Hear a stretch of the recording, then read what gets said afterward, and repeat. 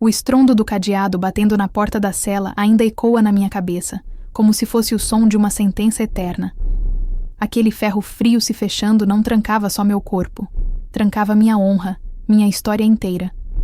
Fui jogada num canto escuro, fedendo a mofo e urina, junto de mulheres que a vida tinha espancado de todos os jeitos. Eu, que nunca roubei um pão sequer para alimentar meus filhos, estava ali sendo chamada de ladra. Tudo por causa da inveja venenosa de uma vizinha que nunca engoliu minha força. Você já sentiu o peso de ser apontada por todos como criminosa, quando sua única culpa foi incomodar quem não suportava te ver de pé? Eu senti. Senti o olhar torto das outras presas, o frio da parede gelada nas minhas costas, o cheiro azedo de comida azeda misturado com lágrima. Senti o coração rasgar cada vez que lembrava dos meus filhos, sozinhos, ouvindo as línguas maldosas da cidade.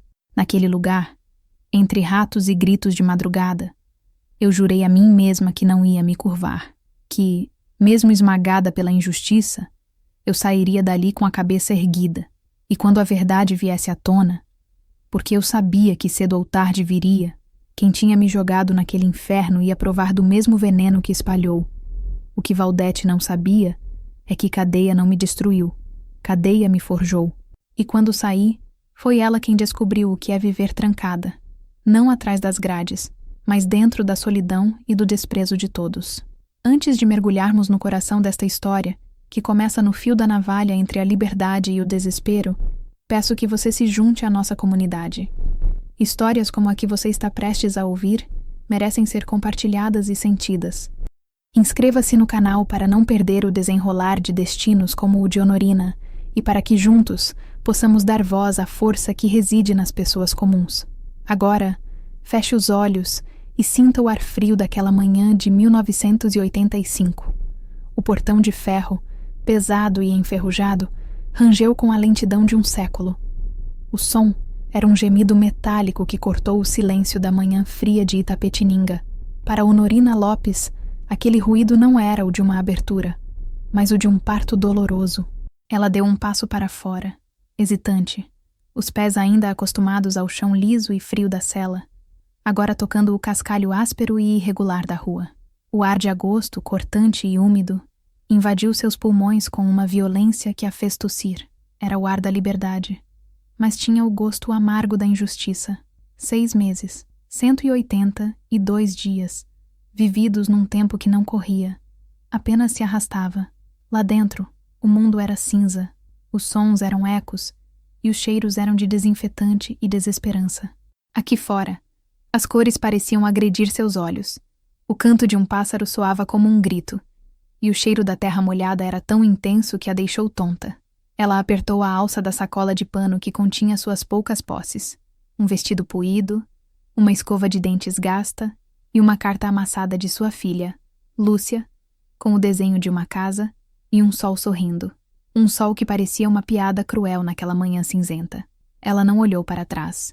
Olhar para o prédio baixo e sombrio da cadeia seria como convidar o fantasma daqueles dias para acompanhá-la. Seu foco estava à frente, na longa rua que a levaria de volta para casa. Mas que casa! A casa que deixara não era apenas de tijolos e telhas. Era um lar construído com reputação, com o respeito dos vizinhos, com a paz de uma consciência limpa. Agora, ela voltava como uma ex-presidiária. A palavra arranhava sua garganta. Ladra. Um carro passou devagar, o motorista diminuindo a velocidade para olhá-la. O rosto dele era uma mistura de curiosidade e desprezo. Honorina encolheu os ombros, puxando o casaco fino mais para perto do corpo, como se pudesse se esconder dentro dele. Ela sentiu o peso de 1000 olhares. Mesmo que a rua estivesse quase deserta, cada janela era um olho, cada cortina tremelicante, uma pálpebra se abrindo para julgá-la. O caminho era familiar. Cada árvore, cada buraco na calçada era uma memória. Ali, a venda do seu Joaquim, onde comprava querosene. Mais à frente, a praça onde seus filhos brincavam. Eram memórias de uma outra vida, de uma outra Honorina. Uma Honorina que não conhecia a humilhação de ser despida, revistada, chamada por um número. Ao dobrar a esquina de sua rua, seu coração disparou, um tambor desgovernado no peito. Lá estava ela. A casinha simples, de muro baixo e portão de madeira, com a roseira que plantara com sua mãe agora seca e sem vida. A pintura azul, antes vibrante, parecia desbotada, cansada. Uma das janelas estava com a madeira lascada. A casa parecia ter sofrido junto com ela. E ao lado, imponente e bem cuidada, com um jardim impecável e cortinas de renda branca, a casa de Valdete. A casa da mulher que havia roubado sua paz, sua honra, seu nome. Um calafrio percorreu sua espinha, não de frio, mas de uma raiva gelada e silenciosa. Ela parou, a poucos metros de seu portão, respirando fundo, o ar da liberdade ainda pesando como chumbo. Voltar para casa era apenas o começo. A verdadeira sentença começava agora.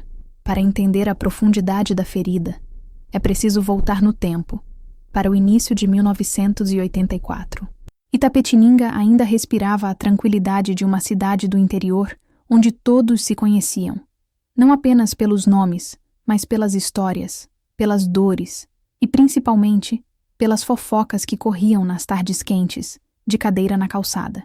Honorina Lopes, então com 43 anos, era uma figura conhecida no bairro da Vila Bart, não por feitos grandiosos, mas por sua resiliência silenciosa. Viúva de um marido vivo, como gostava de dizer com uma ironia amarga, ela criava seus 3 filhos, Marcos, o mais velho, com 16 anos, já um homenzinho tentando ajudar. Lúcia, com 12, a sonhadora que vivia com a cabeça nos livros. E Pedro, o caçula de 8, um redemoinho de energia. Osvaldo, o marido, tinha ido embora há 5 anos, atraído pela promessa de uma vida mais fácil nos braços de uma mulher mais nova em Sorocaba. Deixou para trás as contas, as responsabilidades e um vazio que Honorina preencheu com trabalho. Sua casa era um reflexo de sua vida, pequena, impecavelmente limpa e organizada. O som constante que emanava dela não era de choro ou lamento, mas o zumbido ritmado de sua máquina de costura Singer, uma herança de sua mãe. Era naquela máquina que Honorina tecia o sustento da família. Fazia bainhas, apertava vestidos, remendava calças. Suas mãos, de dedos finos e calejados pela agulha, eram capazes de transformar um retalho de pano em uma colcha colorida, um vestido velho em uma saia nova para Lúcia. Honorina era uma mulher de poucas palavras e gestos contidos. Tinha cabelos escuros, já salpicados de fios brancos, que mantinha presos em um coque firme na nuca. Seus olhos castanhos eram profundos e expressivos. Neles, moravam a preocupação constante de uma mãe e a força de uma rocha. Seu rosto, marcado por linhas finas de sol e de preocupação, raramente se abria em um sorriso largo, mas quando o fazia, ao ver uma boa nota de Lúcia ou um gesto de carinho de Pedro, iluminava-se com uma beleza serena. Sua rotina era um ritual sagrado. Acordava antes do sol, preparava o café forte e o pão com manteiga para os filhos, e enquanto eles se arrumavam para a escola, ela já estava à máquina, aproveitando a luz da manhã que entrava pela janela da sala. Além das costuras, fazia salgados para fora. Suas coxinhas e empadas eram famosas na vizinhança, e as encomendas para festas de aniversário eram uma ajuda bem-vinda no orçamento apertado. Apesar da vida dura, havia uma dignidade inabalável em Honorina. Suas roupas eram simples, muitas vezes remendadas por ela mesma, mas sempre limpas e passadas. Sua casa não tinha luxo, mas as toalhas de crochê sobre os móveis e os vasos de violeta na janela revelavam um cuidado e um amor que dinheiro algum poderia comprar. Ela era respeitada. As pessoas a cumprimentavam na rua, elogiavam seus filhos bem-educados, admiravam sua força. E era exatamente essa admiração, essa dignidade forjada na dificuldade, que alimentava a sombra que crescia na casa ao lado. Valdete Siqueira era o oposto de Honorina em quase tudo. Onde Honorina era silêncio e contenção, Valdete era barulho e ostentação. Sua casa era maior. Seu marido, Anésio, tinha um bom emprego na cooperativa agrícola. E seus 2 filhos usavam roupas de marca que ela fazia questão de exibir. Valdete não precisava trabalhar. Suas manhãs eram dedicadas a cuidar do jardim e suas tardes a conversar com as outras vizinhas na calçada, tecendo a colcha de retalhos da vida alheia com a agulha da maledicência. Fisicamente, Valdete era uma mulher corpulenta, de rosto redondo e bochechas sempre rosadas. Usava vestidos floridos e chamativos, e seus cabelos loiros, tingidos com esmero, estavam sempre arrumados em um penteado impecável. Sua voz era alta, sua risada estridente. Ela se via como uma matriarca do bairro, uma líder de opinião, e esperava que todos a tratassem com a deferência que ela acreditava merecer. No entanto, por trás da fachada de contentamento, havia um vazio que a corroía. Anésio era um homem distante, mais interessado nos jogos de futebol na televisão do que em sua esposa. Seus filhos, já adolescentes, eram rebeldes e a tratavam com impaciência. Valdete não tinha um ofício, um talento que pudesse chamar de seu.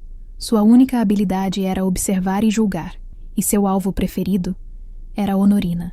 A inveja de Valdete não era do pouco que Honorina tinha, mas daquilo que a própria Valdete não conseguia comprar, o respeito genuíno. Ela via como as pessoas falavam de Honorina com admiração. Uma mulher de fibra, diziam. Cria os filhos sozinha, coitada, mas que filhos educados. Cada elogio a Honorina era como um pequeno espinho no coração de Valdete. Ela não entendia. Como aquela mulher, abandonada pelo marido, vivendo de costuras e salgados, podia ter algo que ela, com sua casa bonita e seu marido empregado, não tinha? A dignidade de Honorina era um espelho que refletia as próprias inseguranças de Valdete. As hostilidades começaram de forma sutil. Um bom dia não respondido. Um comentário maldoso disfarçado de preocupação. Cuidado, Honorina, com esse tanto de gente que entra e sai da sua casa para buscar encomenda. Em tempo de hoje não se pode confiar em ninguém, dizia, com um sorriso falso nos lábios. Certa vez, Lúcia ganhou um prêmio de redação na escola. A notícia se espalhou, e muitos vizinhos foram parabenizar Honorina. Valdete, observando da sua janela, sentiu uma pontada de rancor. Mais tarde, encontrou Honorina no portão e disse em tom de deboche: Que sorte, não é? Puxou a inteligência do pai, com certeza. Pelo menos alguma coisa boa ele deixou para vocês. A ofensa era clara, uma forma de lembrar a Honorina de sua condição de mulher abandonada. Honorina apenas a olhou com seus olhos calmos, deu as costas e entrou, deixando Valdete falando sozinha, frustrada por não conseguir a reação que desejava. A inveja de Valdete era como uma erva daninha, crescendo silenciosamente sob a terra, esperando a oportunidade certa para brotar e sufocar a roseira de sua vizinha. E a oportunidade não tardaria a aparecer, na forma de um emprego que para Honorina era uma bênção, mas que para Valdete se tornaria a arma perfeita. No final daquele ano, uma porta se abriu para Honorina. Seu Afonso, dono da padaria Doce Pão, a melhor da cidade, precisava de alguém para fazer a limpeza do local no final do expediente. Sua antiga faxineira havia se mudado. Dona Elvira, uma senhora bondosa que morava no fim da rua e era cliente fiel das costuras de Honorina, a indicou. Seu Afonso, não há pessoa mais honesta e caprichosa que a Honorina, disse Dona Elvira ao padeiro. Pode confiar de olhos fechados. Seu Afonso era um homem baixo, de bigode farto e um coração do tamanho de seus pães. Ele conhecia a história de Honorina de longe e admirava sua luta.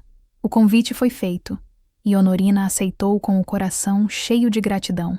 O salário não era alto, mas somado ao que ganhava com as costuras e os salgados, faria uma diferença enorme.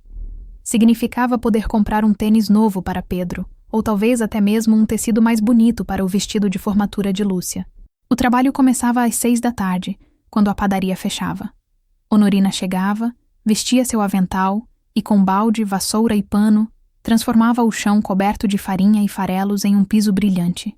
Limpava os balcões de vidro, organizava as prateleiras e deixava tudo impecável para o dia seguinte. Ela gostava do cheiro de pão assado que ficava impregnado no ar. Um cheiro de trabalho e sustento. Seu Afonso estava encantado com ela. Honorina, a padaria nunca esteve tão limpa. Você tem mãos de fada, ele dizia satisfeito. Às vezes, ele a presenteava com pães doces ou um pedaço de rosca para levar para os filhos. Eram pequenos gestos que aqueciam o coração de Honorina e a faziam sentir-se valorizada. A notícia do novo emprego de Honorina, claro, chegou aos ouvidos de Valdete. A padaria Doce Pão era um ponto de encontro da sociedade de Itapetininga, o lugar onde as damas da cidade tomavam seu café da tarde. Valdete era uma frequentadora assídua, Não tanto pelo café, mas pela oportunidade de ver e ser vista. A ideia de sua vizinha ralé trabalhando ali, no mesmo ambiente que ela frequentava como cliente, a incomodou profundamente. Certo dia, Valdete entrou na padaria no final da tarde, propositalmente no horário em que Honorina estava chegando para começar seu turno.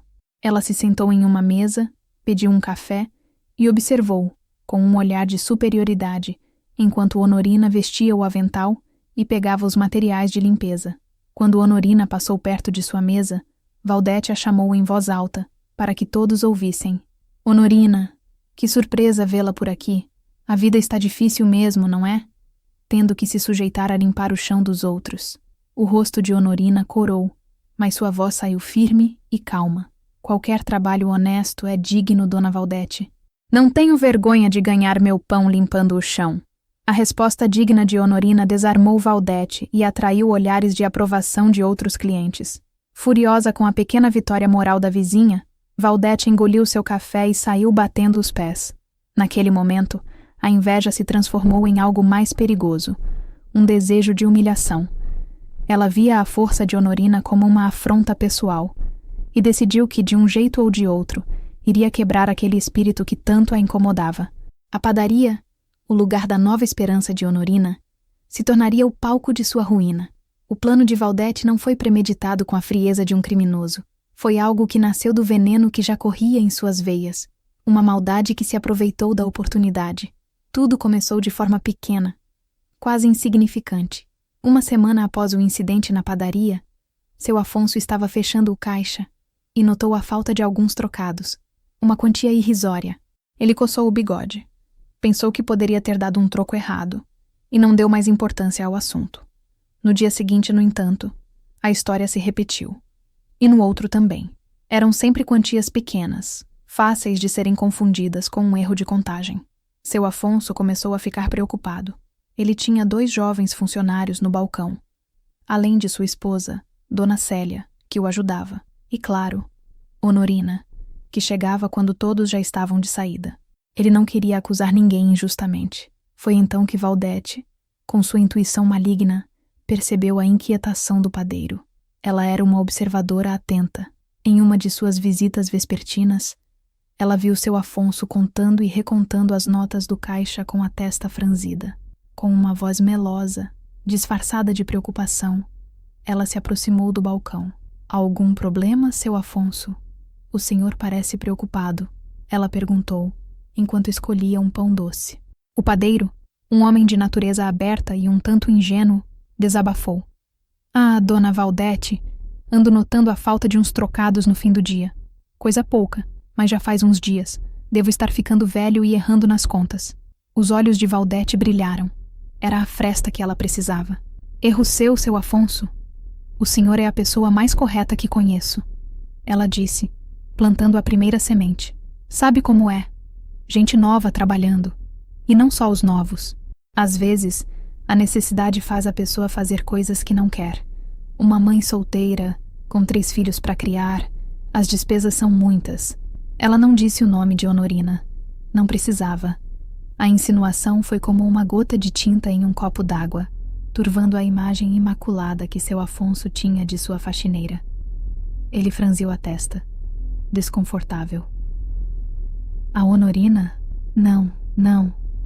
Ela é uma mulher direita. Dona Elvira me garantiu. Valdete deu um sorriso condescendente. Ah, a Dona Elvira é uma alma boa. Acredita em todo mundo. Mas a gente nunca sabe o que se passa na casa dos outros, não é?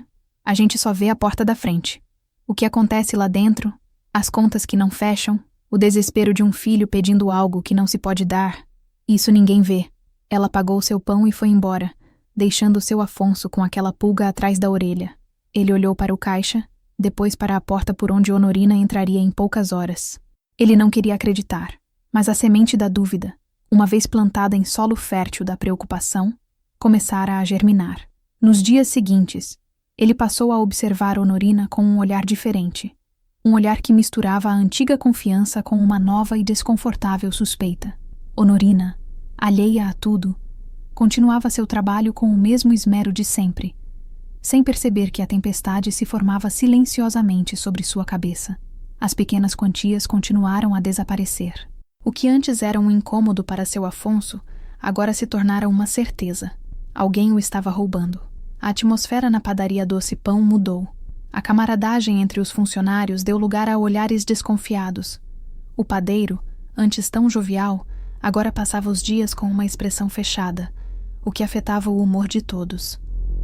Honorina sentiu a mudança no ar. Os boa noite de seu Afonso se tornaram mais curtos, quase monossilábicos. Ele não lhe oferecia mais pães para levar para casa. Ela pensou que talvez ele estivesse com problemas pessoais e, com sua natureza discreta, não quis perguntar nada. Apenas redobrou seu capricho na limpeza, na esperança de que seu bom trabalho pudesse, de alguma forma, aliviar o fardo do patrão. Mal sabia ela que, na mente dele, seu esmero agora parecia uma tentativa de dissimulação. A semente plantada por Valdete estava crescendo, regada pela ansiedade de seu Afonso. Valdete, por sua vez, continuava a alimentar a suspeita com comentários venenosos. E então, seu Afonso? A sangria no caixa parou? Perguntava ela em suas visitas com um falso ar de cumplicidade. O senhor tem que ser firme. Se deixar passar, vira rotina. Corta-se o mal pela raiz. A situação chegou a um ponto insustentável quando, em uma sexta-feira, dia de maior movimento, uma quantia significativa sumiu. Não eram mais trocados, mas várias notas de valor alto. Era o dinheiro separado para pagar um fornecedor na manhã seguinte. Seu Afonso sentiu o chão se abrir sob seus pés. Aquilo não era um pequeno furto, era um rombo sério em seu negócio. A raiva e a frustração tomaram o lugar da preocupação. Ele precisava de um culpado. Naquela noite, quando Honorina chegou para trabalhar, encontrou seu Afonso andando de um lado para o outro, com o rosto vermelho de fúria. Sua esposa, Dona Célia, chorava baixinho sentada em um banco no canto. "Boa noite, seu Afonso, Dona Célia. Aconteceu alguma coisa?" perguntou Honorina preocupada. Seu Afonso parou e a encarou. Seus olhos, antes tão gentis, agora eram duas fendas de acusação. "Aconteceu, Honorina. Aconteceu que fui roubado. Roubado dentro da minha própria casa." Honorina sentiu um calafrio. Meu Deus, seu Afonso. Mas quem faria uma coisa dessas? Naquele exato momento, como se tivesse sido ensaiado, Valdete entrou na padaria. A porta ainda estava destrancada. Ela trazia uma vasilha nas mãos. "Vim trazer de volta sua vasilha, Célia, do bolo que me deu ontem", disse ela, com a voz mais inocente do mundo. Então, ela olhou para a cena, fingindo surpresa. "O que houve? Que caras são essas?" Dona Célia, em meio às lágrimas, contou sobre o roubo. Valdete colocou a mão na boca, em um gesto teatral de choque. Seus olhos foram de seu Afonso para Honorina, que estava parada, pálida, ainda tentando entender a situação. "Afonso, eu te avisei", disse Valdete em um tom grave, como uma profetisa do Apocalipse. "Eu te avisei que a necessidade faz o ladrão. E a oportunidade está bem aqui. A única pessoa que fica aqui sozinha depois que todos vão embora, com acesso a tudo." O silêncio que se seguiu foi pesado, cortado apenas pelo zumbido da geladeira de bebidas. O olhar de todos se voltou para Honorina. A tempestade, que se armava há semanas, estava prestes a desabar. E ela estava bem no centro, indefesa e completamente alheia à maldade que a havia colocado ali. O mundo de Honorina encolheu até caber naquele pequeno espaço entre o balcão e a porta. As palavras de Valdete pairavam no ar, densas e venenosas como fumaça. Honorina olhou para o rosto de seu Afonso, buscando um sinal de que ele não acreditava naquilo, um resquício da confiança que ele sempre lhe demonstrara. Mas o que encontrou foi um rosto fechado pela raiva e pela decepção. Um rosto que já a havia condenado. "Eu não fiz nada, seu Afonso", disse Honorina, a voz um fio trêmulo. "O senhor me conhece. Eu nunca tocaria em algo que não é meu. Pelo amor de Deus." "É sempre a mesma história", interrompeu Valdete, a voz subindo de tom, cheia de uma indignação justiceira. "Ninguém nunca faz nada. O dinheiro some sozinho, por acaso? Voa do caixa? Afonso, seja homem. Reviste a bolsa dela." A sugestão foi como um tapa no rosto de Honorina. A humilhação daquela proposta a paralisou. Sua sacola de pano, onde guardava seu avental, um lanche e a carteira com os poucos trocados para o ônibus, pareceu de repente um objeto de crime. "Revistar minha bolsa?" Ela repetiu, incrédula. Mas por quê? Eu não peguei nada. Seu Afonso, confuso e desesperado por uma solução, olhou para a bolsa de Honorina.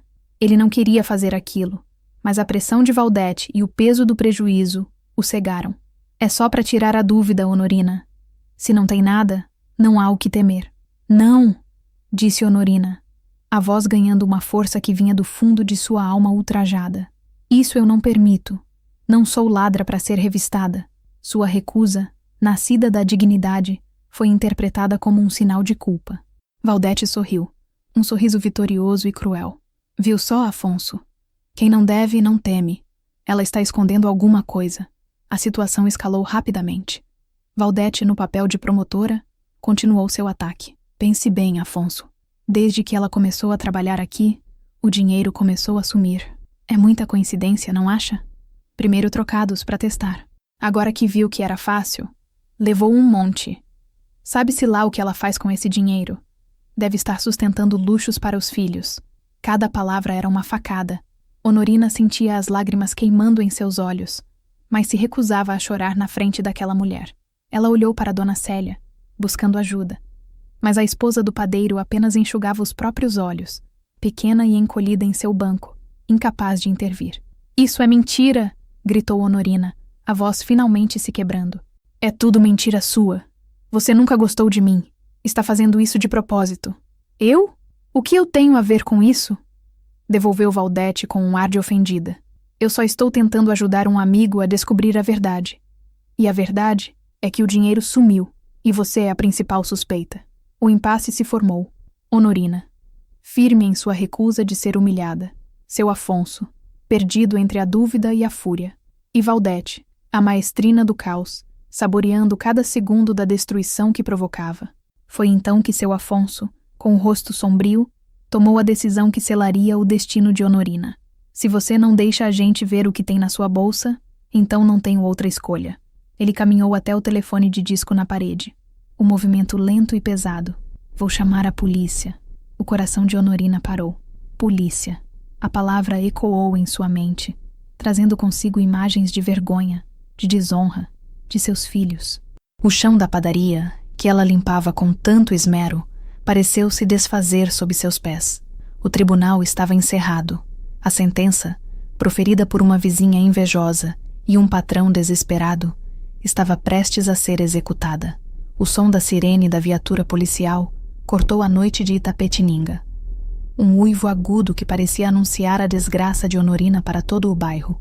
A luz azul e vermelha piscava, pintando as paredes da padaria e os rostos das pessoas com cores fantasmagóricas.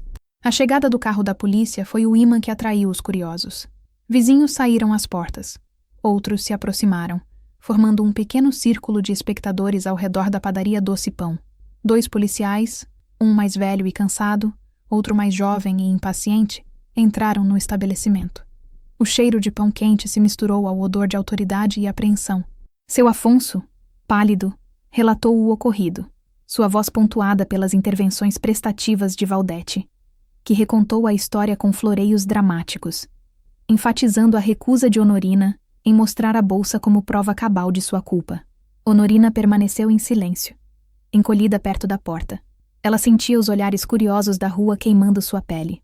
Via os rostos conhecidos, as mesmas pessoas que a cumprimentavam, que compravam seus salgados, agora a observando como se ela fosse uma atração de circo.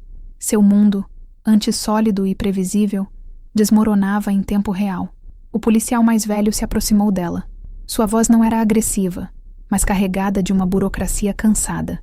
Senhora, vamos ter que acompanhá-la até a delegacia para esclarecer os fatos. E vamos precisar levar a sua bolsa. Não foi um pedido, foi uma ordem. Sem forças para resistir, Honorina entregou a sacola de pano. O policial a pegou como se fosse uma evidência perigosa.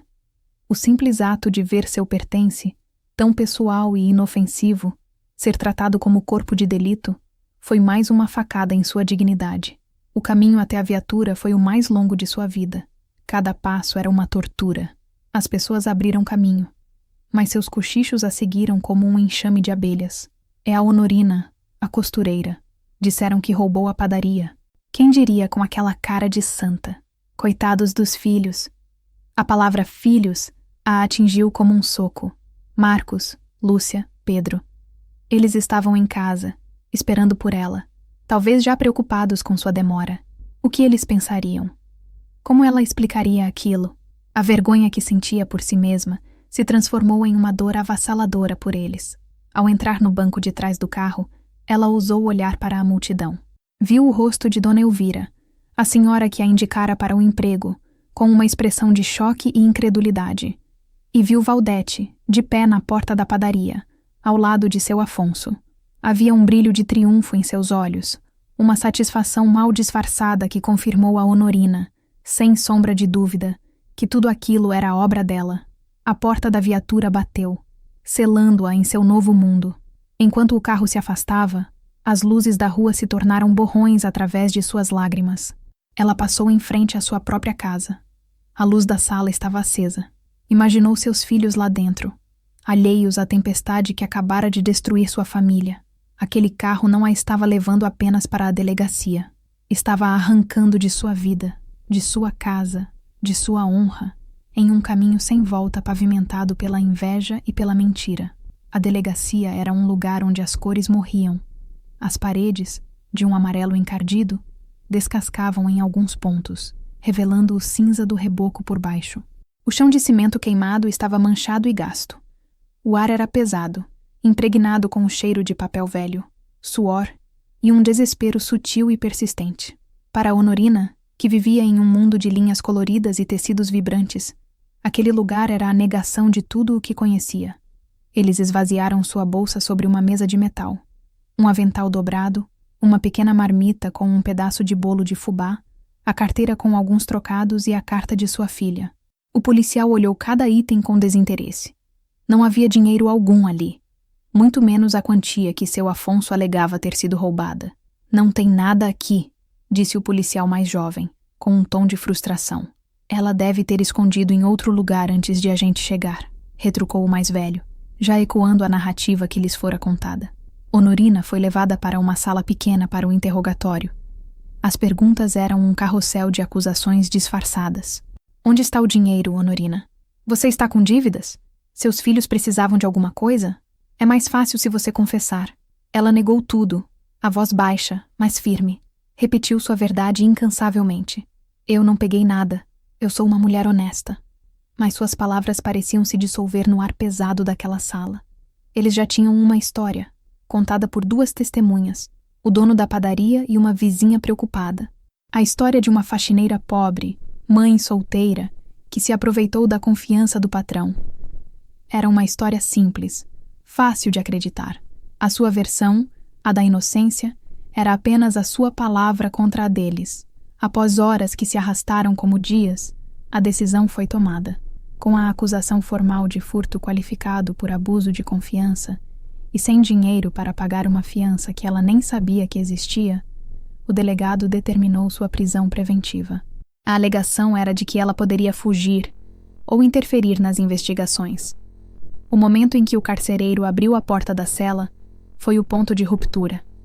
O som do metal batendo em metal, o clique da fechadura, era um som definitivo. A cela era minúscula, com um beliche de concreto, um colchão fino e manchado e um buraco no chão que servia de latrina. O cheiro era insuportável. Uma pequena janela com grades, no alto da parede, mostrava apenas um pedaço do céu noturno, indiferente e distante. Quando a porta se fechou, trancando-a ali dentro, as pernas de Honorina cederam. Ela se sentou no chão frio, abraçando os próprios joelhos, e o choro que segurara por horas finalmente veio. Não era um choro alto, de desespero, mas um soluço baixo e contínuo, o som de um espírito se partindo. Naquele cubículo cinza, o silêncio era seu único companheiro, um silêncio que gritava o nome de seus filhos.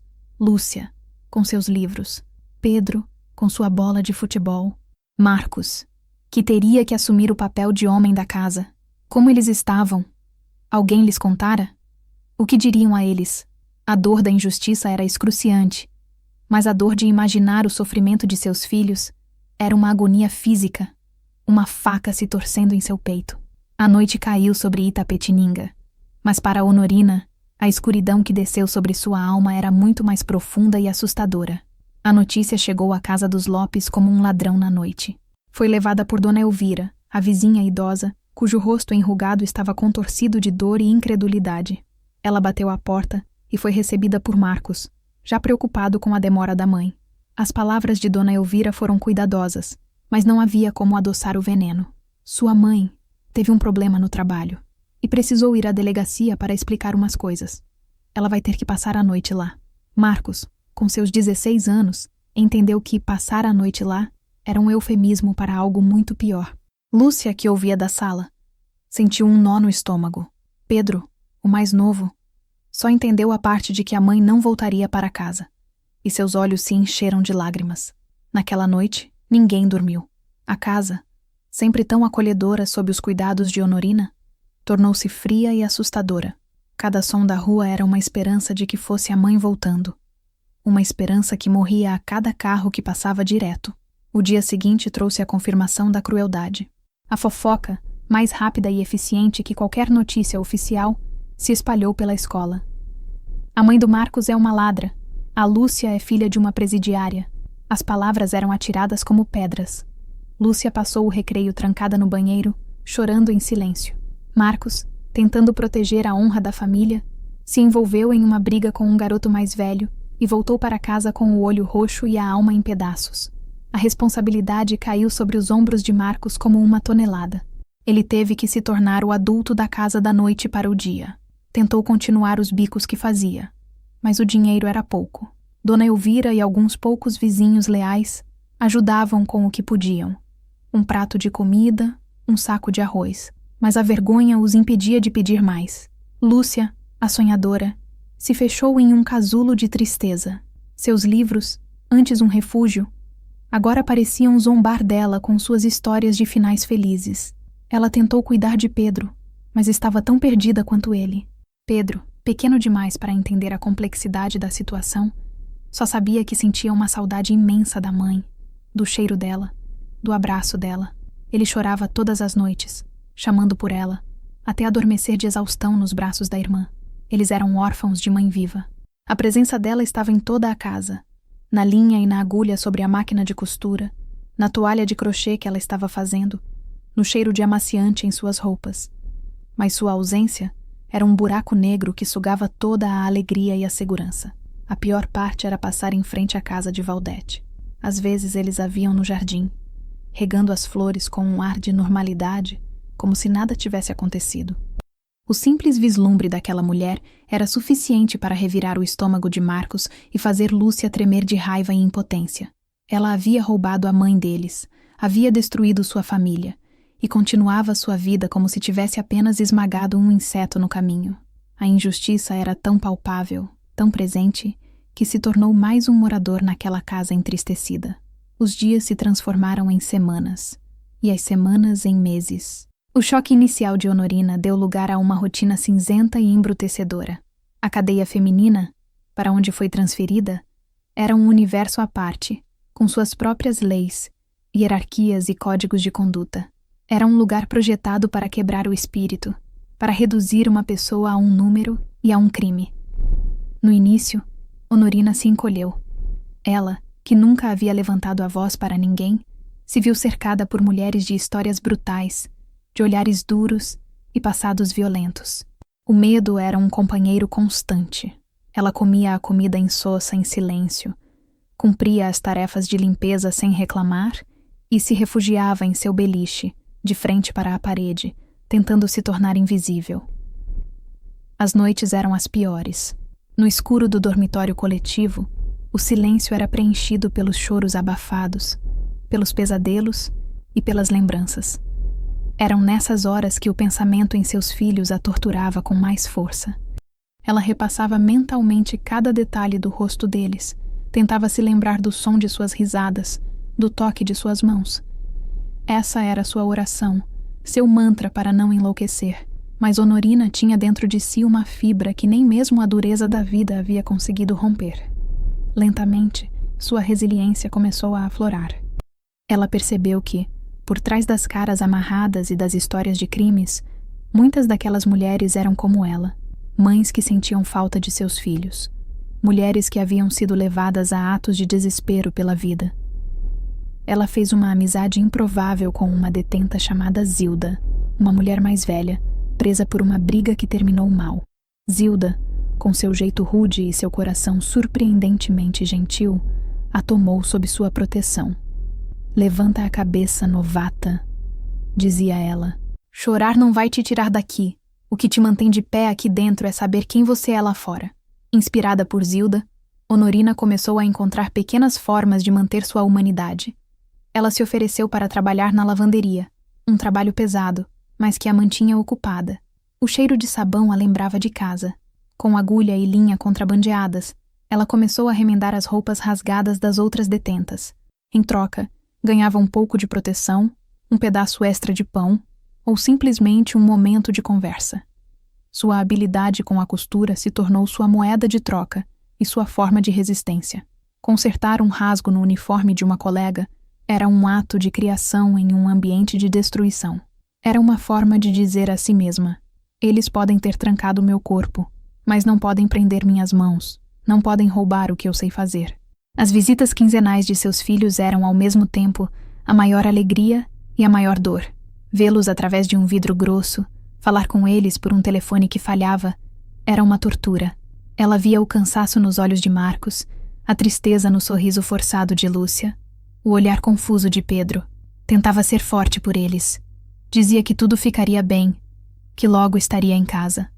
Mas quando o tempo da visita acabava e ela os via ir embora, voltava para a cela com o coração em frangalhos, precisando de toda a sua força para não desmoronar. A única coisa que a sustentava era a verdade. A verdade que ela repetia para si mesma todas as noites. Eu sou inocente.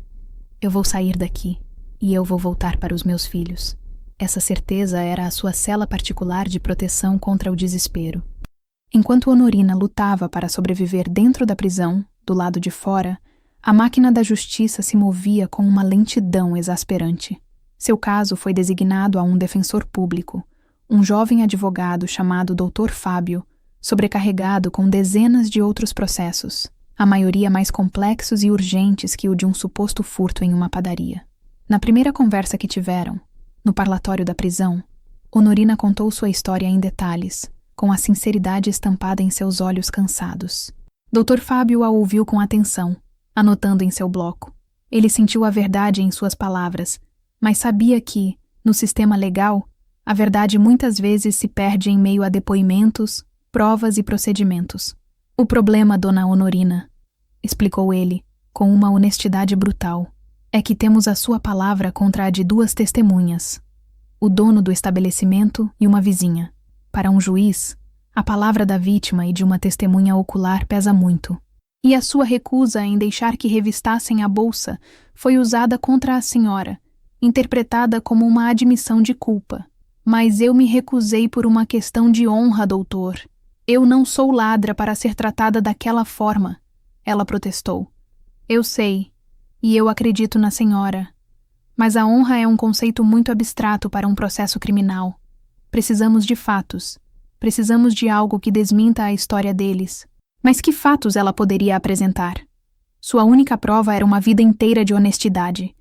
E isso não constava nos autos do processo. A investigação policial foi superficial. Limitaram-se a colher o depoimento de seu Afonso e de Valdete. Não buscaram outras testemunhas. Não investigaram a vida dos outros funcionários. Não questionaram as inconsistências. A narrativa era simples e conveniente. A faxineira pobre roubou o patrão. Caso encerrado. Dr. Fábio fez o que pôde. Entrou com pedidos de habeas corpus, que foram negados. Argumentou que a prisão preventiva era uma medida extrema para um crime sem violência, cometido por uma ré primária com residência fixa e filhos que dependiam dela. Mas os juízes, baseando-se nos relatórios iniciais, indeferiram os pedidos, alegando a garantia da ordem pública. Para Honorina, cada negativa era um golpe. A esperança de uma resolução rápida se esvaía, substituída pela dura realidade de que a justiça não era nem rápida nem justa. Era um labirinto de papelada, de termos técnicos que ela não entendia, de decisões tomadas por pessoas que nunca olharam em seus olhos. Seus filhos, em uma de suas visitas, trouxeram uma notícia que a encheu de um misto de orgulho e dor.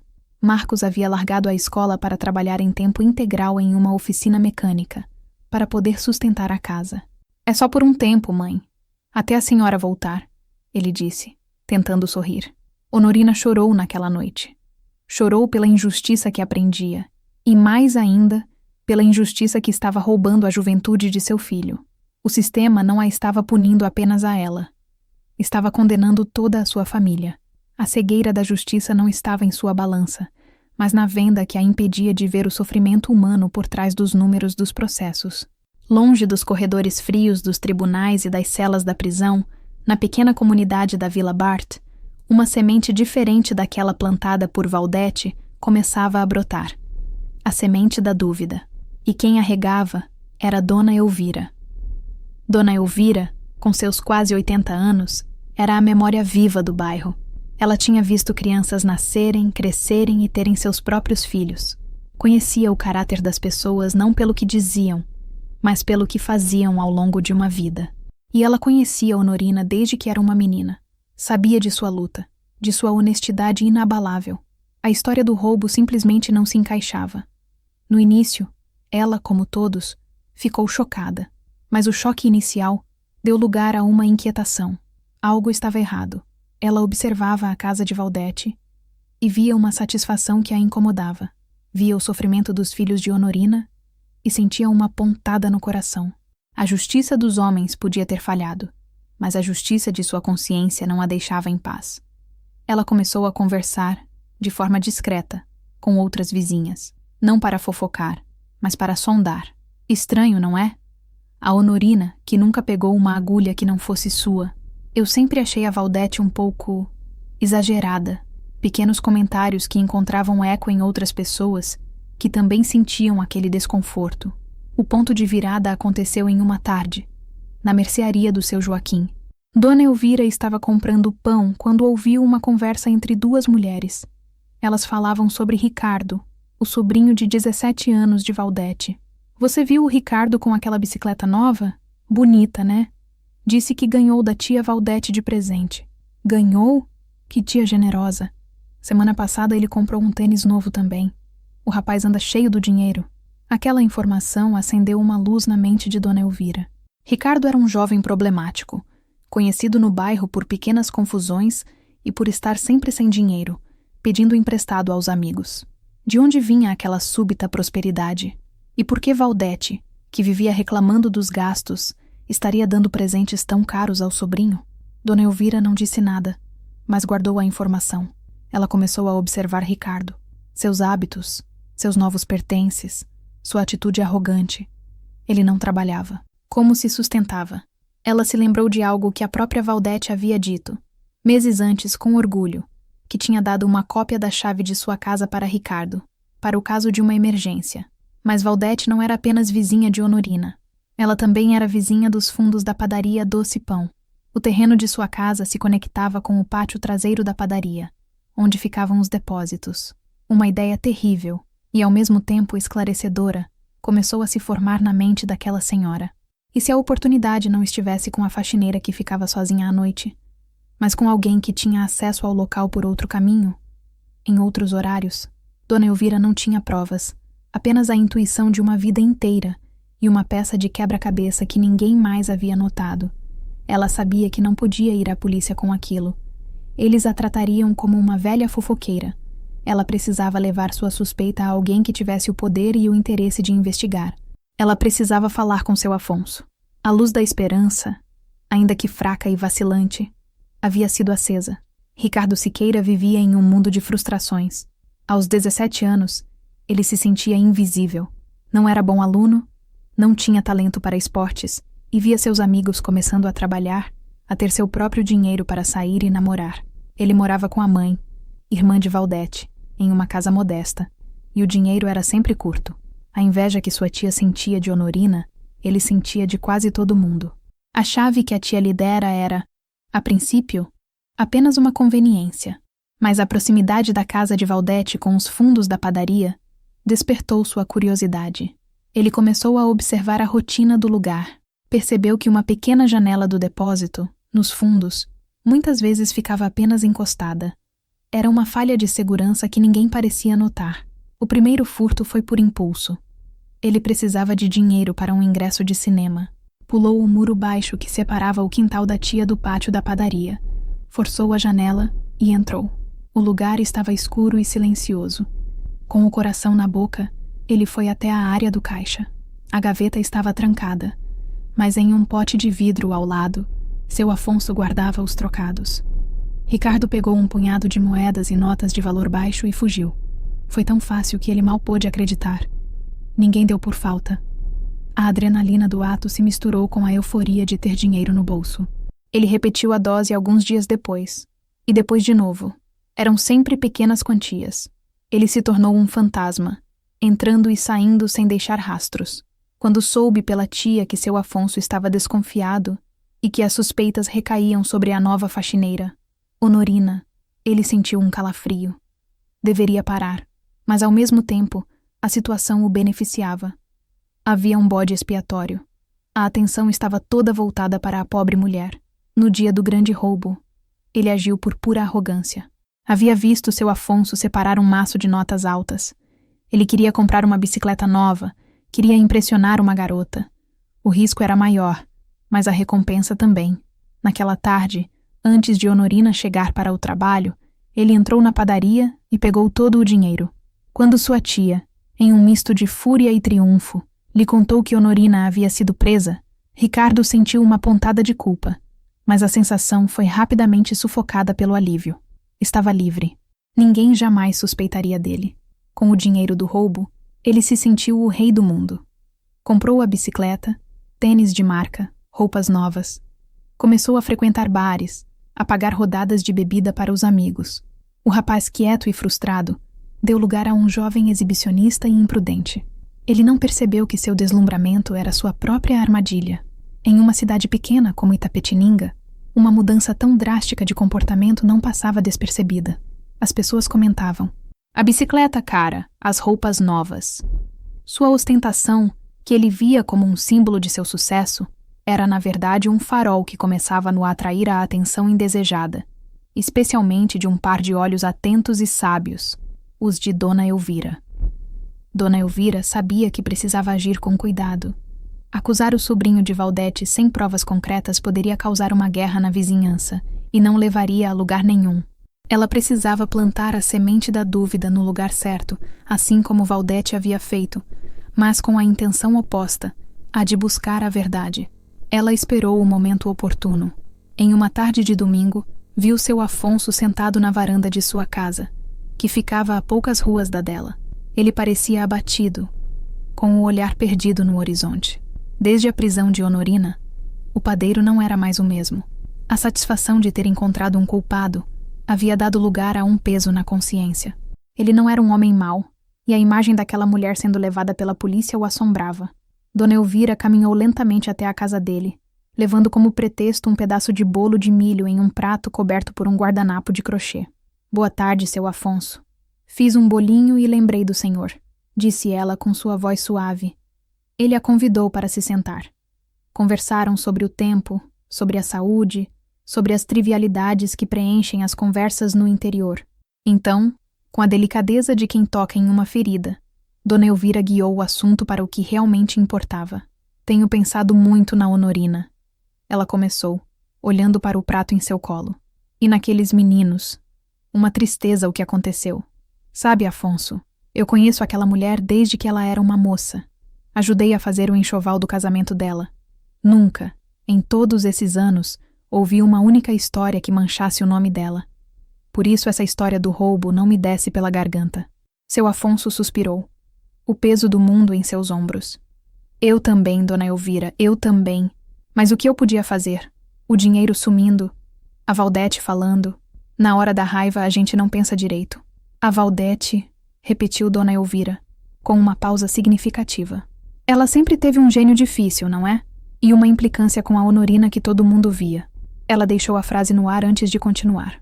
Mas não é dela que eu queria falar. É do sobrinho dela, o Ricardo. O padeiro franziu a testa. O Ricardo? O que tem ele?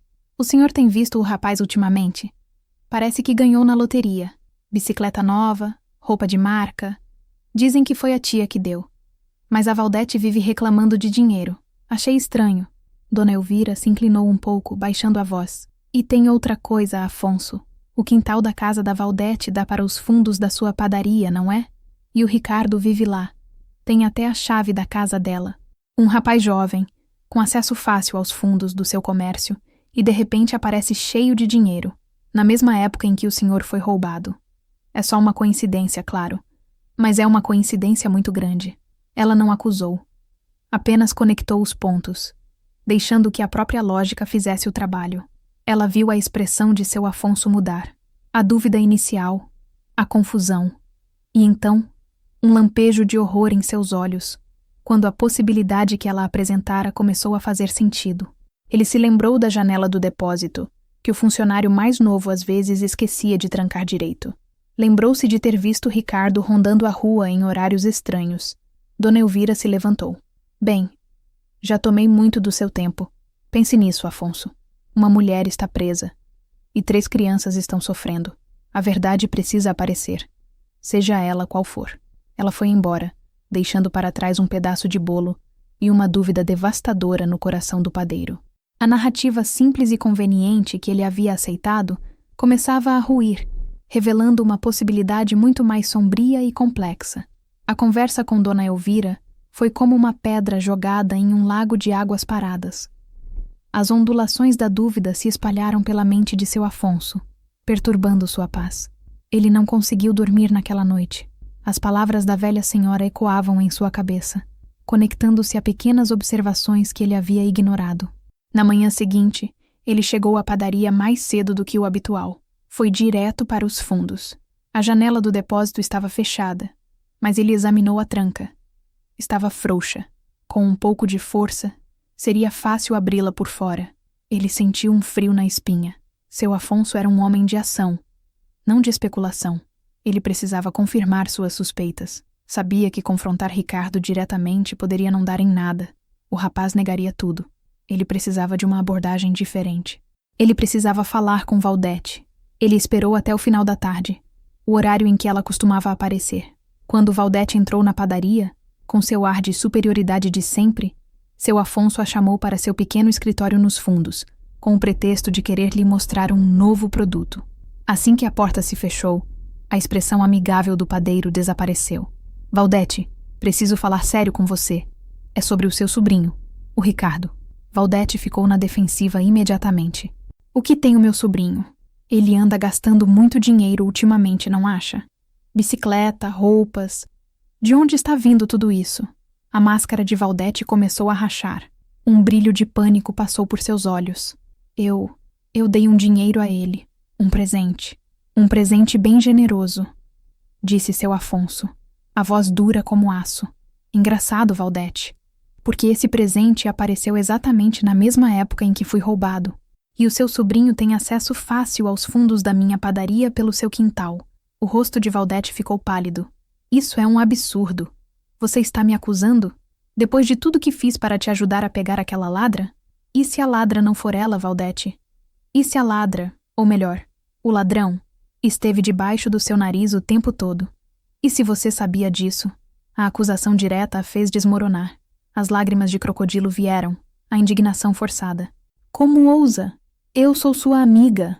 Mas seu Afonso não se comoveu. Ele continuou, implacável. Eu vou à polícia, Valdete. Vou contar sobre as minhas suspeitas, sobre o dinheiro do Ricardo, sobre o acesso que ele tem. Eles vão investigar. Vão perguntar para os amigos dele, para os comerciantes da cidade. Uma hora a verdade aparece. E quando aparecer, não vai ser só o Ricardo que vai ter problemas. A senhora também, por acobertar um crime e acusar uma inocente. Vai ser um escândalo. A menção ao escândalo foi o golpe final. A única coisa que Valdete valorizava mais que o dinheiro era sua posição social, sua reputação. A imagem de seu nome na boca do povo, associado a um crime e a uma mentira, a aterrorizou. As lágrimas falsas se tornaram reais. O medo a fez confessar. Não o crime do sobrinho, mas sua própria cumplicidade. Eu não tinha certeza. Ela soluçou. Eu desconfiava. Ele apareceu com o dinheiro, mas jurou que tinha ganhado em um jogo. Eu não quis acreditar que fosse ele. Era mais fácil acreditar que fosse ela, a Honorina. Eu a odeio, Afonso. Eu a odeio. A confissão de seu ódio foi mais chocante que a do crime. Ali, em meio a soluços, a verdadeira motivação foi revelada. Não era sobre justiça. Era sobre inveja. Uma inveja tão podre e profunda que foi capaz de destruir uma vida para se satisfazer. Seu Afonso a olhou com um nojo que ele jamais sentira por ninguém. A máscara de boa vizinha, de amiga prestativa, havia se quebrado, revelando o monstro que havia por baixo. Ele abriu a porta do escritório. Vamos. Nós dois temos uma visita a fazer na delegacia, e você vai contar ao delegado exatamente o que me contou. A ida de seu Afonso e Valdete à delegacia foi o epicentro de um terremoto que sacudiu Itapetininga. O delegado, o mesmo que havia conduzido à prisão de Honorina com tanta convicção, ouviu a história do padeiro com o rosto se transfigurando do ceticismo à perplexidade e, finalmente, à fúria contida. A confissão de Valdete, gaguejada entre lágrimas de autocomiseração, foi a pá de cal. Ela admitiu sua suspeita sobre o sobrinho e sua campanha deliberada para incriminar Honorina, movida por pura maldade. Ricardo foi pego de surpresa em casa. Ao ver os policiais e seu tio padeiro, ele tentou negar, mas seu castelo de cartas de mentiras ruiu rapidamente. Confrontado com o depoimento da própria tia, ele desabou e confessou tudo, desde os pequenos furtos até o grande roubo, detalhando como entrava na padaria pela janela dos fundos. A bicicleta e as roupas novas eram as provas materiais de seu crime. A notícia se espalhou pela cidade com a velocidade de um incêndio em pasto seco. Foi o assunto principal nas filas do banco, nas mesas dos bares, nas calçadas em frente às casas. A história tinha todos os elementos de uma novela.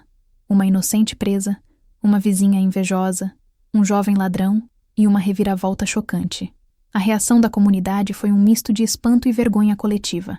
As mesmas pessoas que haviam cochichado e julgado Honorina agora se sentiam cúmplices da injustiça. Os olhares que antes eram de desprezo se transformaram em olhares de culpa. Como puderam acreditar tão facilmente na versão mais conveniente? Como puderam condenar uma mulher cuja vida inteira era um testemunho de sua integridade? Seu Afonso enfrentou sua própria onda de críticas. Como você foi tão ingênuo? Perguntavam. Deixou aquela cobra te manipular.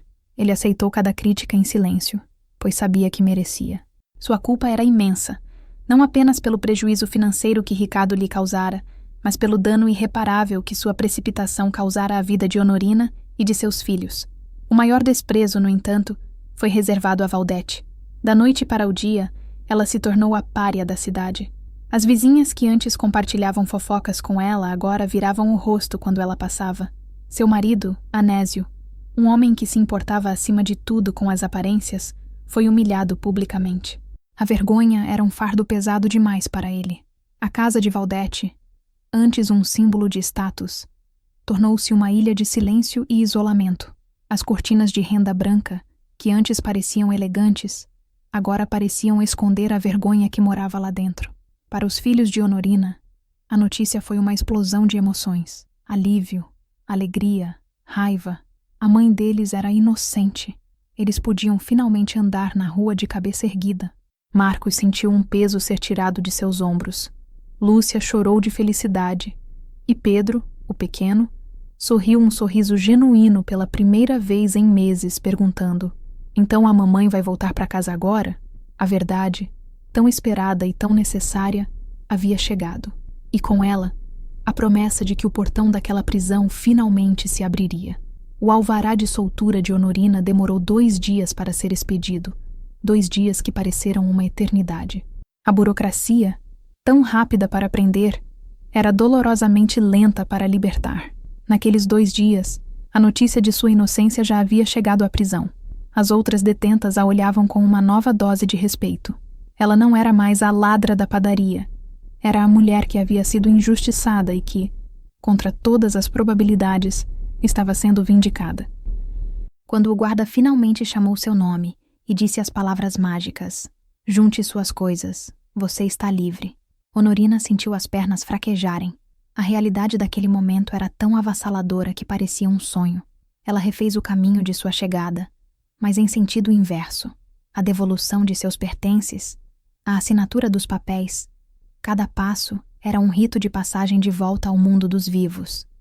E então, ela se viu novamente diante daquele portão de ferro pesado e enferrujado. Desta vez, quando ele rangeu, o som não foi de dor, mas de libertação. Ao dar o passo para fora, o ar frio da manhã não a fez tossir. Ele encheu seus pulmões com a promessa de um recomeço. E eles estavam lá, seus 3 filhos. Marcos, mais alto e mais magro, com uma seriedade no olhar que não existia 6 meses antes.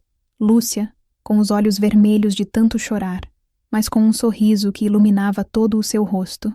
E Pedro, que ao vê-la, não esperou. Ele correu, gritando, "Mãe!" e se jogou em seus braços com uma força que quase a derrubou. Honorina o abraçou, afundando o rosto em seus cabelos, inalando o cheiro de seu filho, o cheiro de casa. Então, Lúcia e Marcos se juntaram ao abraço, e os 4 se tornaram um só. Uma unidade familiar que havia sido quebrada e que agora, em meio a lágrimas e soluços, se remendava. Era um abraço que continha 6 meses de saudade, de medo, de injustiça e, finalmente, de alívio. Ao lado deles estavam Dona Elvira, com um sorriso sereno, e seu Afonso, com o rosto marcado pela culpa. O padeiro se aproximou, hesitante. "Honorina, eu não sei o que dizer. Me perdoe. Por favor, me perdoe." As palavras saíram embargadas, os olhos marejados. Honorina o olhou. Ela poderia ter gritado, o acusado, o humilhado, mas a prisão, paradoxalmente, lhe ensinara algo sobre o perdão. A raiva era um veneno que só consumia quem o carregava. "A justiça foi feita, seu Afonso. É o que importa agora", disse ela. A voz ainda fraca, mas firme. Não era um perdão completo. Talvez nunca fosse, mas era uma liberação. Ela não carregaria o fardo do rancor.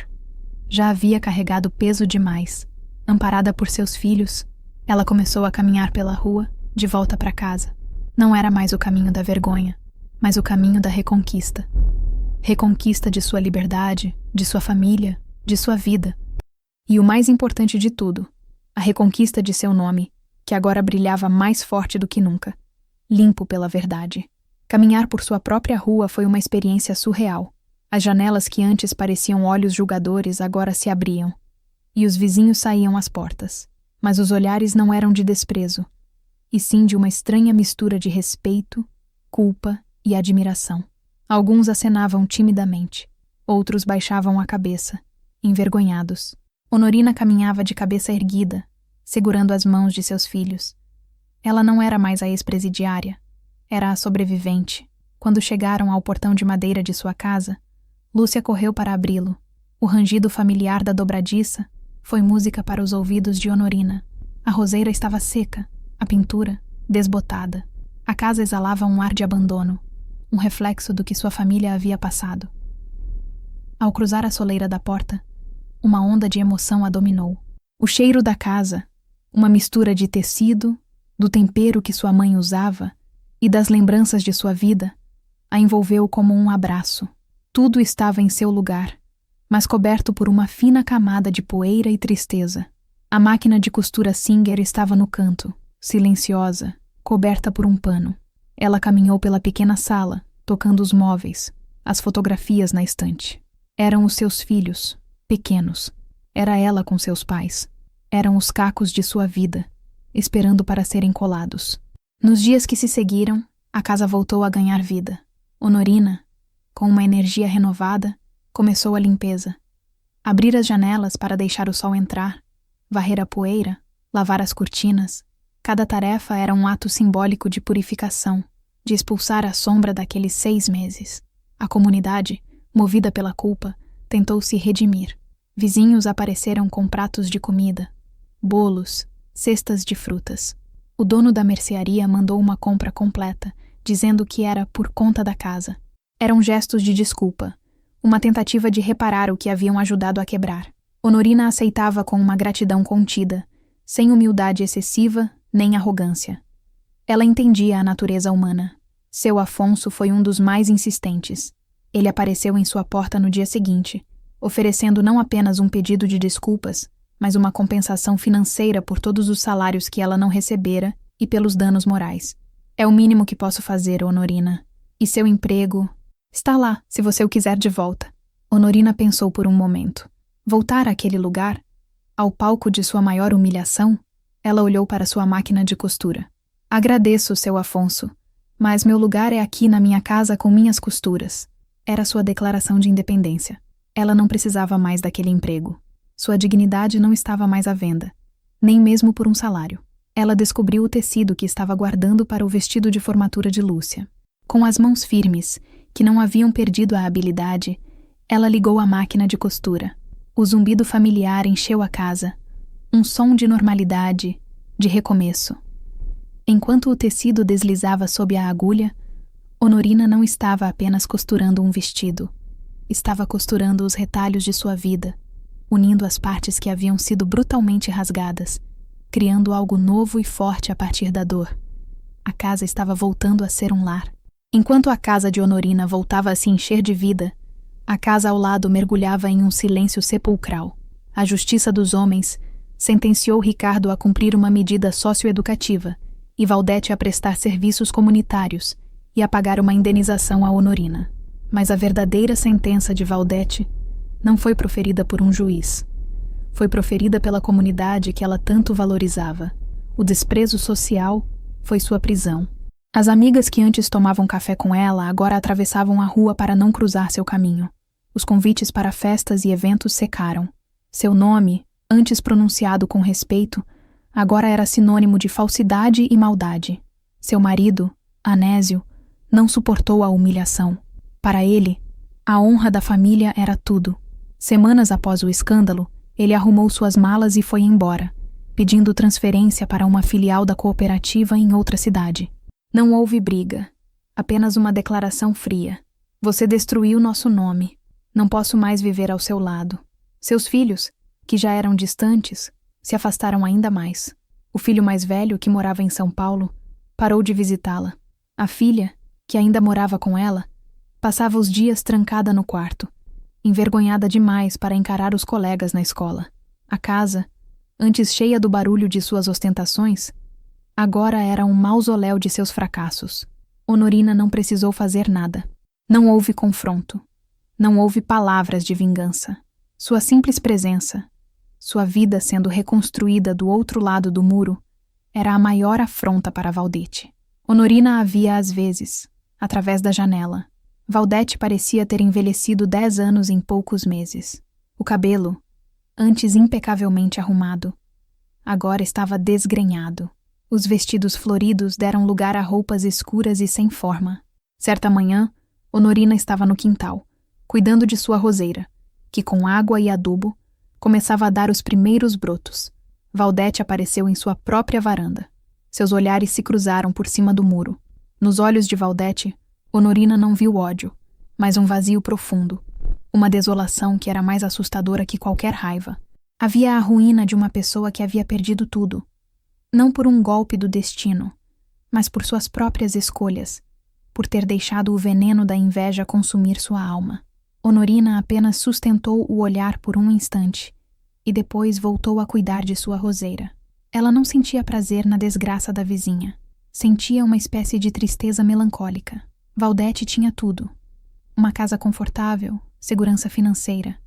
E jogou tudo fora por não suportar ver a dignidade de quem não tinha quase nada. A solidão era a cela de Valdete, uma cela sem grades, da qual ela nunca conseguiria escapar. Reconstruir a vida não foi um processo rápido.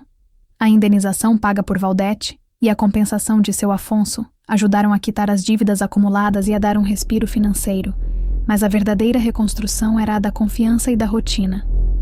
No início, as encomendas de costura demoraram a voltar. As pessoas, mesmo sabendo da verdade, ainda carregavam um resquício da mancha que a acusação havia deixado. Foi Dona Elvira, mais uma vez, quem quebrou o gelo. Ela encomendou um enxoval completo para a neta que ia nascer, fazendo questão de contar para toda a vizinhança sobre o trabalho impecável de Honorina. Aos poucos, uma cliente levou a outra. A fama de suas mãos habilidosas superou a infâmia de sua prisão injusta. A máquina de costura voltou a ser o coração pulsante da casa, seu zumbido a trilha sonora do recomeço da família Lopes. Marcos, com o incentivo da mãe, Voltou a estudar à noite, concluindo o ensino médio. O tempo na oficina o havia tornado mais maduro e responsável. Ele descobriu um talento para a mecânica e sonhava em, um dia, ter seu próprio negócio. Lúcia floresceu. Com a paz de volta ao lar, ela se dedicou ainda mais aos estudos. O vestido de formatura que sua mãe fez para ela era o mais bonito da festa, um símbolo de sua resiliência mútua. Ela entrou na faculdade de pedagogia em uma cidade vizinha, prometendo ser uma professora que ensinaria não apenas as matérias, mas também sobre empatia e justiça. Pedro voltou a ser o menino alegre de antes, correndo pelo quintal com sua bola, seguro no amor incondicional de sua mãe e de seus irmãos. Honorina encontrou uma nova paz. Ela não era mais a mesma mulher de antes. A experiência, por mais dolorosa que tenha sido, a tornara mais forte, mais sábia. Ela aprendeu a valorizar as pequenas coisas: o sol da manhã em sua varanda, o cheiro do café passado, a risada de seus filhos, a liberdade de caminhar na rua sem sentir o peso de um julgamento. Ela perdoou seu Afonso, não por ele, mas por si mesma. Chegou até a aceitar uma encomenda para fazer novos uniformes para os funcionários da padaria. Voltar àquele lugar, não como faxineira humilhada, mas como uma prestadora de serviços respeitada, foi o fechamento de um ciclo. Ponto a ponto, bainha a bainha, Honorina costurou não apenas tecidos, mas o futuro de sua família. Ela se tornou um exemplo silencioso no bairro. As pessoas não a viam mais como a coitada que foi presa injustamente, mas como Dona Honorina, a mulher que deu a volta por cima. Sua história, antes um sussurro de fofoca, tornou-se uma lenda local sobre a força do espírito humano. Os anos que se seguiram para Valdete foram uma lenta e contínua descida ao fundo do poço que ela mesma cavara. A partida do marido foi apenas o começo. Sua filha, assim que completou a maioridade, foi morar com o pai, incapaz de suportar a atmosfera pesada e o estigma de ser a filha da Valdete. Sozinha na casa grande, Valdete se entregou à amargura, deixou de cuidar de si mesma e do jardim que tanto a orgulhava. As ervas daninhas cresceram, sufocando as flores, um espelho perfeito do que a inveja havia feito com sua alma. A casa, antes impecável, começou a apresentar sinais de negligência. Pintura descascada, teias de aranha nos cantos. Ela se isolou do mundo. As poucas vezes em que saía, era para o essencial, caminhando de cabeça baixa, evitando o olhar das pessoas. A mulher vibrante e falante havia se tornado um fantasma, uma sombra assombrando a própria vida. Seus recursos financeiros, sem o salário do marido, começaram a minguar. Ela teve que vender o carro, depois as joias. A casa, grande demais e cara demais para manter, tornou-se um fardo, mas ela se recusava a vendê-la. Sair dali seria a admissão final de sua derrota. Seria entregar o campo de batalha para Honorina. A ironia do destino era cruel. Valdete, que tanto desprezava a vida simples de Honorina, agora se via em uma situação financeira pior. Vivia de uma pequena pensão e da ajuda esporádica do filho, que a enviava por obrigação, não por afeto. Sua saúde também começou a declinar. A amargura e o isolamento cobraram seu preço. Desenvolveu pressão alta, diabetes. A mulher corpulenta e rosada se tornou uma figura frágil e pálida, com um olhar perpetuamente assustado. Sua sentença não foi a prisão, mas algo talvez pior, a obrigação de acordar todos os dias e confrontar o deserto que sua vida havia se tornado, tendo como única paisagem, do outro lado da rua, a visão da vida florescente da mulher que tentara destruir.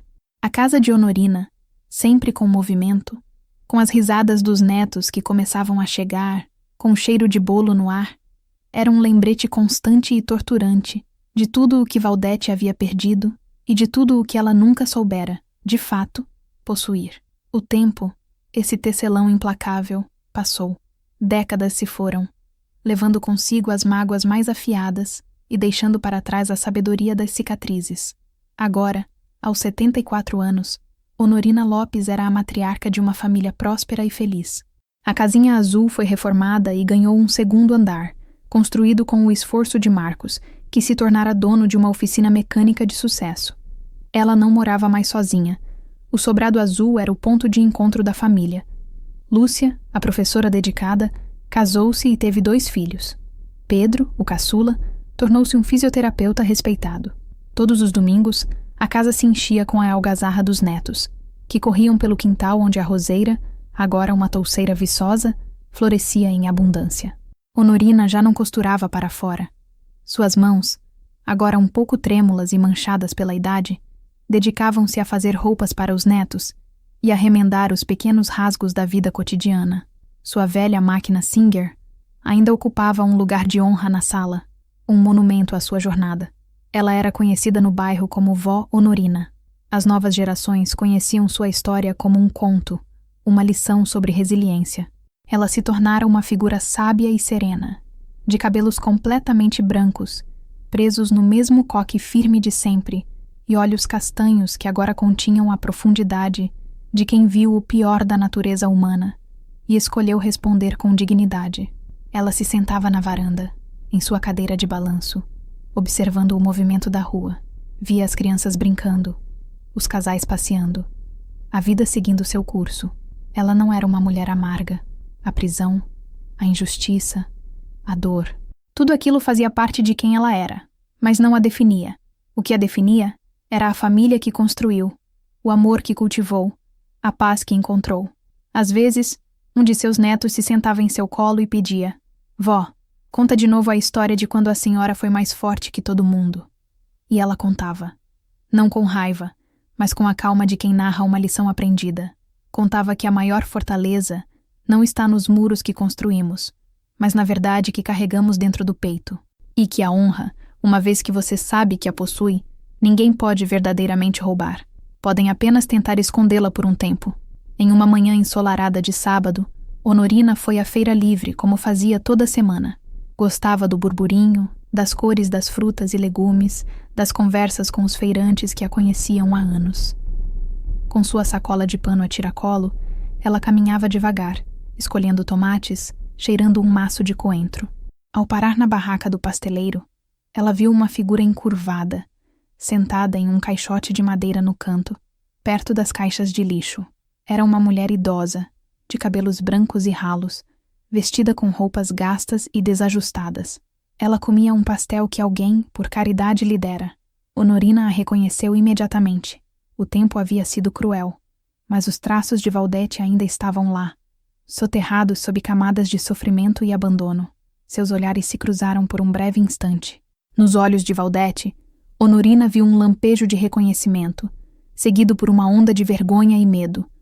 Valdete baixou a cabeça rapidamente, tentando se esconder, se tornar invisível, como um animal ferido. O coração de Honorina não sentiu triunfo, nem ódio. Sentiu uma profunda e avassaladora compaixão. Ali não estava a mulher que a havia destruído. Estava apenas uma pobre alma, colhendo os frutos amargos que plantara por toda uma vida. A justiça, no fim, não fora uma vingança ruidosa, mas uma lenta e silenciosa erosão, que havia levado tudo de Valdete, deixando apenas a casca vazia. Honorina comprou seu pastel e, discretamente, pagou por mais um. Aproximou-se da barraca e disse ao pasteleiro em voz baixa: "Quando aquela senhora terminar, dê este outro a ela. Diga que é uma cortesia da casa." Ela não esperou para ver a reação. Apenas se virou e continuou seu caminho pela feira, com a cabeça erguida. Não era um ato de perdão para Valdete, mas para si mesma. Era a confirmação de que o veneno da outra não a havia contaminado. Ela havia vencido não quando a verdade apareceu, mas no momento em que escolheu não se tornar igual à sua algoz. A verdadeira vitória era poder oferecer um gesto de humanidade a quem tentara lhe roubar a sua. Naquela tarde, sentada em sua cadeira de balanço na varanda do sobrado azul, Honorina observava seus netos brincarem no jardim. O som de suas risadas era a melodia mais doce do mundo. O sol poente pintava o céu de laranja e rosa, e a brisa suave balançava as flores da roseira. Ela pensou em sua jornada. Uma vida simples, marcada por uma tempestade devastadora. Lembrou-se do frio da cela, do gosto da humilhação, do desespero de estar longe dos filhos. Mas essas lembranças não tinham mais o poder de feri-la. Eram apenas parte da tapeçaria de sua existência. Os fios escuros que davam contraste e realçavam a beleza dos fios dourados. Sua maior vingança nunca foi ver a ruína de Valdete. Sua maior vingança foi a felicidade que construiu apesar dela. Foi cada sorriso de seus filhos, cada abraço de seus netos, cada manhã em que acordou em sua própria casa, em paz com sua consciência. Foi ter ensinado à sua família, pelo exemplo, que a dignidade não é algo que se tem, mas algo que se é. Ela entendeu que a justiça verdadeira não é a punição do culpado, mas a restauração da vítima. E ela estava restaurada. Mais do que isso, estava fortalecida. Um de seus netos correu até ela, com uma flor da roseira na mão. Para a senhora-avó, Honorina pegou a flor, sentiu seu perfume e sorriu. Um sorriso genuíno, que vinha do fundo de uma alma que conhecera a escuridão e, por isso, sabia valorizar a luz com uma intensidade que poucos poderiam compreender. Ela olhou para o céu, para sua casa, para sua família e sentiu uma imensa gratidão. Ela havia sobrevivido. Ela havia vencido. E sua história, sua herança, não era de dor, mas de uma força inquebrantável. A história de Honorina nos lembra que a dignidade é uma fortaleza que, mesmo abalada, pode ser reconstruída, ponto a ponto, com a linha da verdade e a agulha da resiliência. Se a jornada dela tocou seu coração e lhe mostrou a força que pode existir em uma vida comum, pedimos que fortaleça a nossa comunidade de contadores de histórias. Inscreva-se no nosso canal, deixe seu like para que mais pessoas conheçam essa força e, o mais importante, comente abaixo o que você sentiu ao acompanhar os passos de Honorina. A sua voz nos ajuda a continuar trazendo histórias que importam. Até a próxima!